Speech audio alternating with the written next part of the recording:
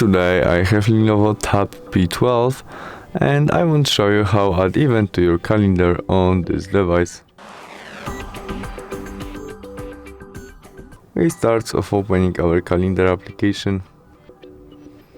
In it, we must tap on the day when we want to add our event, maybe 29th of October, and there this plus icon and event.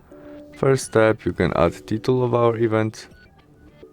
There we can access this event to our group, about what is it, about our family, about work, events or something like that. There we can set in which time event starts and finish, or we can set it will be all day event by switch off. Repeat of that if we need it. We can add this event to people calendar of our friends or something like that. We can make video conference when event start. We can add a location of that, notification about it, and we can add more than one. And we can make custom notification if we want. We can change color about our notification to this event, description and attachment. After you set all you need, you mustn't add everything, press save. And we have it. Thanks for watching, see you soon, bye.